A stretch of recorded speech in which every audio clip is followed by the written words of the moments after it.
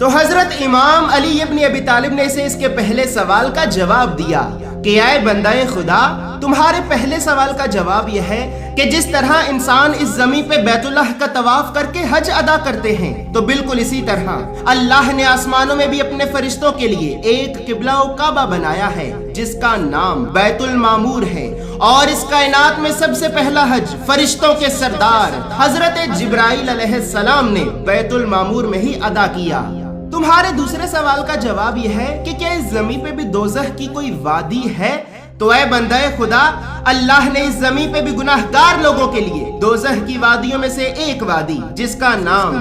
وادی برغوت ہے، اس وادی کو اس زمین پہ بنایا۔ جب کوئی گناہگار انسان اس زمین پہ مر جاتا ہے تو اس انسان کی روح کو اس زمین پہ بھی سزا دینے کے لیے وادی برغوت میں تڑپنے کے لیے پھینک دیا جاتا ہے۔ اسی طرح انسان کو اس کے کیے کی سزا مرنے کے بعد اس زمین پہ بھی دی جاتی ہے، لیکن افسوس کہ انسان دنیا کی رنگینیوں میں کھو کر اپنی آخرت کی اصلاح نہیں کرتا۔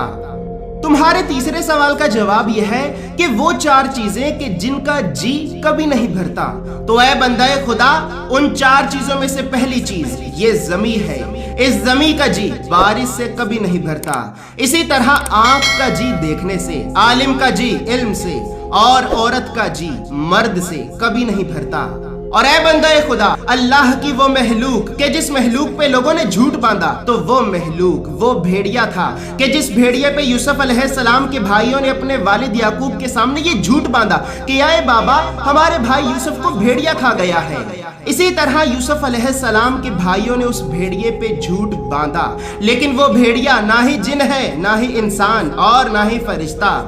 اسی طرح وہ مخلوق کہ جس مخلوق پہ اللہ نے اپنی وحی نازل کی، تو وہ مخلوق شہد کی مکھی ہے۔ اللہ نے شہد کی مکھی پہ یہ وحی نازل کی کہ اے شہد کی مکھی، جا مختلف پھولوں پہ اور مختلف پھولوں سے اپنی غذا حاصل کر۔ اللہ نے تیرے ذریعے انسانوں کو وہ نعمت عطا کی ہے کہ جس نعمت میں اللہ نے تمام انسانوں کے لیے ہر مرض کی دوا رکھی۔ اور اسی طرح اللہ نے شہد کی مکھی پہ اپنی وحی نازل کی، لیکن وہ مکھی نہ ہی جن ہے، نہ ہی انسان، اور نہ ہی فرشتہ۔ اسی طرح اس زمین پہ وہ اللہ کے نبی یوسف علیہ السلام تھے کہ جن کے بابا یعقوب، دادا اسحاق اور پردادا ابراہیم بھی اللہ کے نبی تھے۔ تمہارے ساتویں سوال کا جواب یہ ہے کہ اس زمین پہ وہ جگہ کہ جس جگہ پہ آج تک صرف ایک مرتبہ سورج کی روشنی پڑی، تو وہ جگہ سمندر کا وہ حصہ ہے کہ جس حصے سے اللہ کے نبی موسیٰ نے اپنی قوم کو گزارا۔ جب حضرت موسیٰ کی قوم سمندر کے اس حصے سے گزر رہی تھی تو اس وقت سمندر کے اس حصے میں پہلی مرتبہ سورج کی روشنی پڑی۔ اسی طرح جب حضرت موسیٰ کی قوم سمندر کے اس حصے سے گزر گئی تو وہاں سے گزرنے کے بعد سمندر آپس میں مل گیا، اور اس دن کے بعد سے آج تک سمندر کی اس زمین پہ دوبارہ سورج کی روشنی کبھی بھی نہیں پڑی۔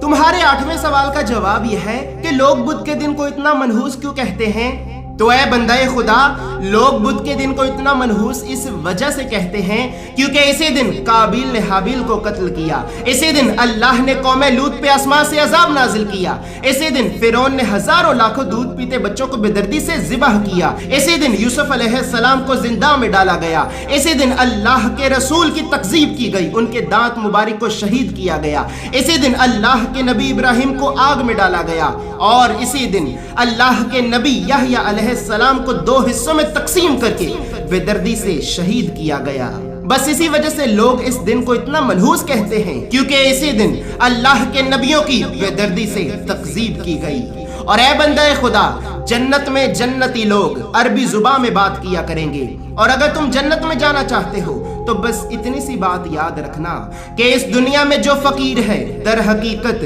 وہی جنت میں امیر ہے۔ اور اے بندہ خدا، تمہارے آخری سوال کا جواب یہ ہے کہ اس زمین پہ سب سے پہلے اچانک موت اللہ کے نبی داؤد علیہ السلام پہ نازل ہوئی۔ جب اللہ کے نبی داؤد اپنی قوم کو منبر پہ کھڑے ہو کر خطبہ دے ہی رہے تھے تو اچانک وہاں پہ موت کا فرشتہ نازل ہوا، اور اس فرشتے نے ایک ہی لمحے میں آپ کی روح کو قبض کر لیا۔ اسی طرح اس زمین پہ سب سے پہلے اچانک موت اللہ کے نبی داؤد علیہ السلام پہ نازل ہوئی، لیکن افسوس کہ آج کا انسان یہ سمجھتا ہے کہ میں تو بالکل صحیح ہوں، مجھے تو کوئی بیماری ہی نہیں، بھلا میں اپنی جوانی میں کیسے مر سکتا ہوں؟ لیکن یہ انسان خود اپنی آنکھوں سے پیدا ہوتے بچوں کو مرتے دیکھتا ہے، یہ انسان جوانوں کو جوانی میں مرتے دیکھتا ہے، لیکن پھر بھی اس انسان میں موت کا کوئی بھی خوف نظر نہیں آتا۔ لیکن ایسے انسانوں کے لیے ان قریب ایک ایسا وقت بھی آئے گا کہ جب یہ انسان اللہ سے تڑپ تڑپ کر معافی مانگیں گے، لیکن اللہ انہیں معاف نہیں کرے گا۔